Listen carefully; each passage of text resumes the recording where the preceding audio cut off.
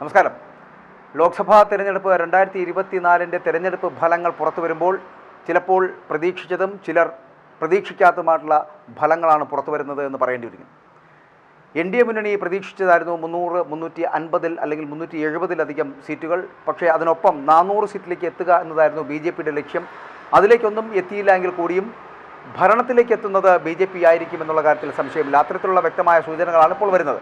പക്ഷേ മറ്റൊന്ന്, ഇന്ത്യ മുന്നണിയുടെ അപ്രതീക്ഷിതമായിട്ടുള്ള കടന്നുവരവ്. ഇന്ത്യ മുന്നണി ഏകദേശം 200 സീറ്റുകൾക്ക് മുകളിലേക്ക് കുതിച്ചുയരുക അല്ലെങ്കിൽ ലീഡ് ചെയ്യുക എന്ന് പറയപ്പെടുന്നത് അപ്രതീക്ഷിതമായിരുന്നു.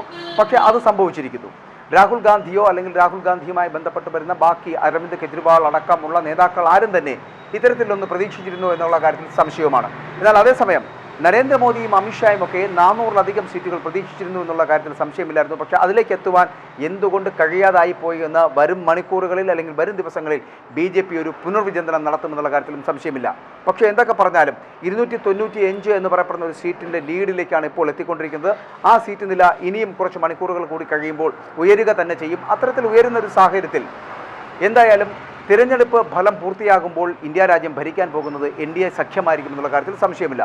നരേന്ദ്രമോദി പ്രധാനമന്ത്രിയാവുകയും ചെയ്യും. അതിനുള്ള ഒരുക്കങ്ങൾ ഇപ്പോൾ ഡൽഹിയിൽ ദ്രുതഗതിയിൽ നടക്കുകയാണ്. പുഷ്പാലങ്കാരങ്ങളടക്കം, ഒപ്പം തന്നെ മൈതാനിയിൽ ആൾക്കാരെ കയറ്റുന്ന അടക്കമുള്ള കാര്യങ്ങളെക്കുറിച്ചുള്ള ചർച്ചകൾ ആരംഭിച്ചു കഴിഞ്ഞു. അത് ജൂൺ 9 മിക്കവാറും.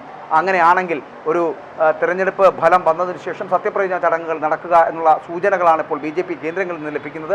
കാരണം BJPയുടെ ആദ്യഫല സൂചനകൾ തന്നെ, ഇലക്ഷൻ്റെ ആദ്യഫല സൂചനകൾ വന്നപ്പോൾ തന്നെ എത്തുന്നത് അല്ലെങ്കിൽ പിടിച്ചെടുക്കാൻ കഴിയുന്നത് ഈ നരേന്ദ്രമോദിയും ഒപ്പം തന്നെ BJPയുമായിരിക്കും വീണ്ടും ഭരണത്തിലേക്ക് എത്തുക എന്നുള്ള കാര്യത്തിൽ സംശയമില്ലായിരുന്നു. അതിൻ്റെ അവസാന നിമിഷത്തിലേക്ക് എത്തപ്പെടുമ്പോഴും ഇപ്പോൾ ഒരു 295 എന്ന് പറയപ്പെടുന്ന ലീഡിംഗ് ആണ്. പക്ഷേ അത് കുറച്ച് മണിക്കൂറുകൾ കഴിയുമ്പോൾ വ്യക്തമായ സൂചനകൾ, എത്ര സീറ്റുകൾ കൃത്യമായി NDA മുന്നണിക്ക് പിടിക്കാൻ കഴിഞ്ഞു, BJP എത്ര സീറ്റുകളിൽ മത്സരിച്ച് വിജയിച്ചു എന്നതടക്കമുള്ള കാര്യങ്ങൾ വ്യക്തമാകും.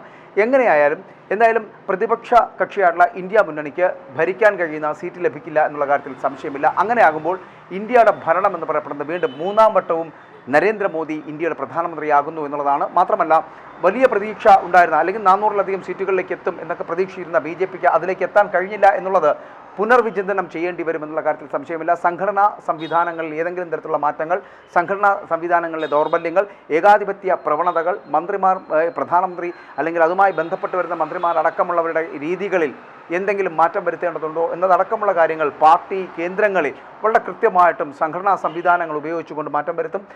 മാത്രമല്ല, ഒരു പുനർവിചിന്തനത്തിലേക്ക് പാർട്ടി സംവിധാനങ്ങൾ ഉപയോഗിക്കുകയും ചെയ്യും. അതിനുള്ള സൂചനകൾ കൂടി തരുന്നുണ്ട് ഈ ഇലക്ഷൻ റിസൾട്ട് എന്നുള്ള കാര്യത്തിൽ സംശയമില്ല.